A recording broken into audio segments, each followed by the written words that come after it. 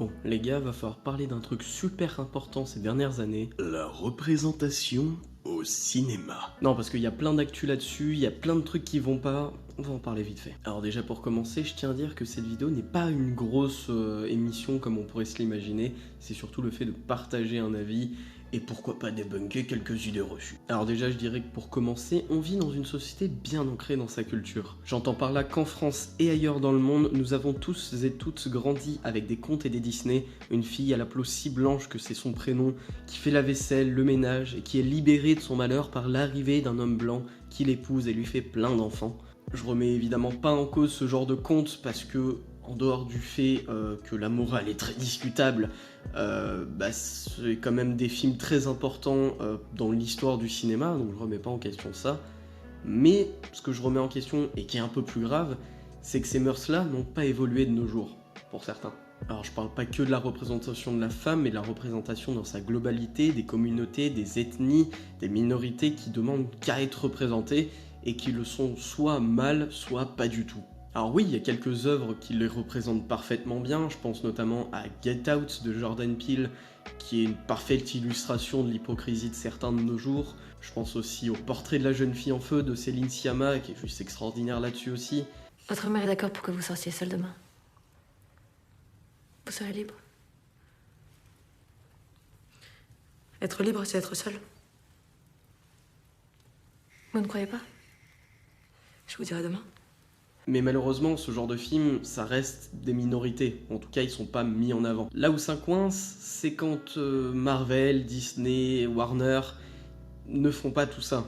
Jusqu'à très récemment, Marvel n'avait qu'une super-héroïne et elle était ultra sexualisée. Disney ne représente jamais de communauté LGBTQ+, à l'écran, et quand ils le font, ce sont d'autres pays qui s'occupent de censurer le film. Encore que pour le prochain film, leur héros est issu de cette communauté, et quand la Chine leur a demandé de modifier ça, Disney a juste refusé de diffuser le film là-bas. Ce qui est cool quand on sait que le studio avait déjà accepté de modifier leur film pour coller plus à certaines pratiques, certains mœurs d'autres pays qui n'étaient pas tolérables pour eux. C'est une petite évolution, mais c'est déjà ça. Là, je vais m'attaquer à la Warner et plus précisément à Scooby-Doo. Parce que c'est cette histoire-là qui m'a donné envie de faire cette vidéo à la base, et je trouvais important d'en parler. Dans quelques semaines sortira une version plus adulte de Scooby-Doo, entendez par là plus trash et plus gore.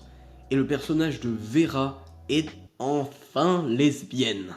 Car oui, Vera est lesbienne, et ça depuis la création de son personnage.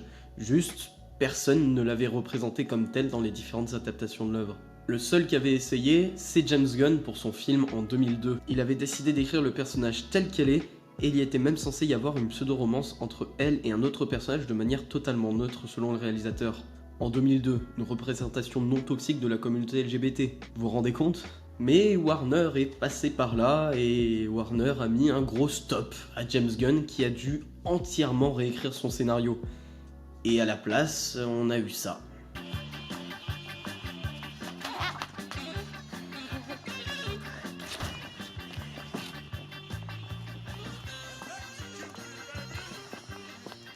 Le truc, c'est que maintenant qu'elle est correctement représentée, c'est le public qui se plaint. Et c'est là où se situe le deuxième problème que je voulais mettre en lumière.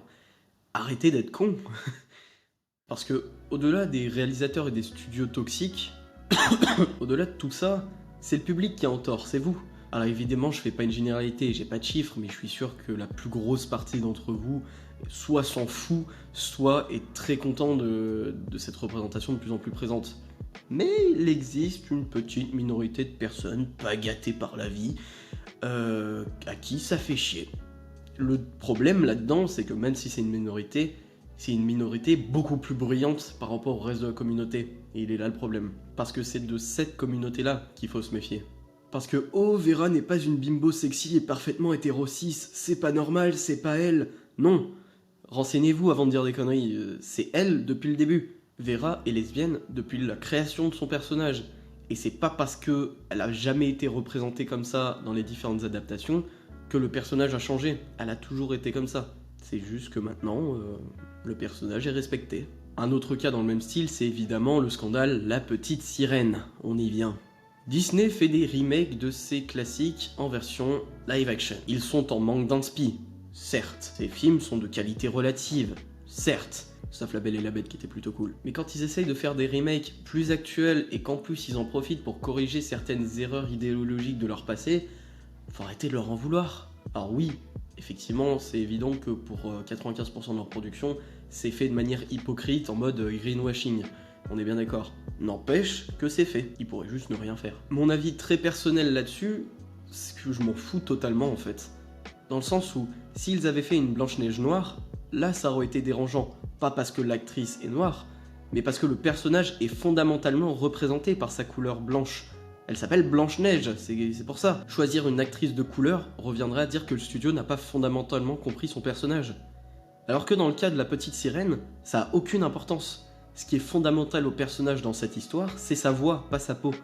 Qu'elle soit blanche, noire ou rouge, ça ne change absolument rien à l'histoire et au message qu'elle véhicule. Par contre, une petite sirène muette, là ça aurait été dérangeant, oui. Alors que le fait qu'elle soit de couleur, on s'en fout totalement.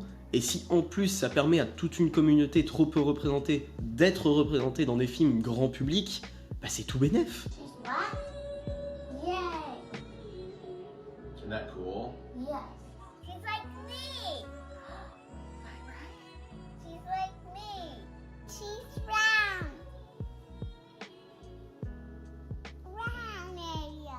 De manière générale, la représentation au cinéma, ça prend du temps certes, mais ça évolue et en bien. Rien qu'à voir le film Alerte Rouge pour la représentation de sa communauté asiatique et la représentation enfin des premières règles à l'écran. Ou encore Soul pour la communauté de couleur, Deadpool 2, le prochain Disney, j'ai oublié le titre, des personnages comme Rebelle, Vaiana, la petite sirène. Je ne parle que du cinéma très grand public, mais c'est là où la représentation doit le plus se faire, parce que c'est là où les gens vont se sentir représentés, vont avoir un point de repère pour grandir. Les gens, merci d'avoir regardé cette vidéo. Je sais, elle était très courte, mais j'avais vraiment envie d'exprimer mon avis sur ce sujet et de rétablir quand même quelques faits. Évidemment, je fais pas partie de toutes les communautés, donc c'est possible que j'ai dit des conneries ou que je suis resté vague sur certains points.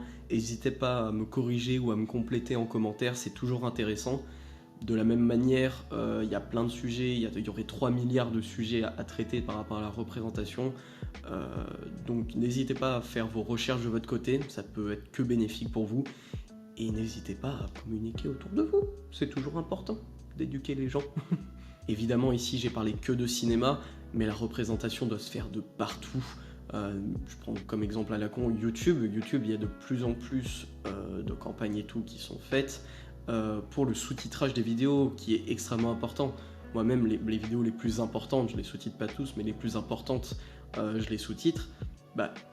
Tout simplement pour que les minorités sourdes et malentendantes puissent ne pas être exclues de ce contenu-là.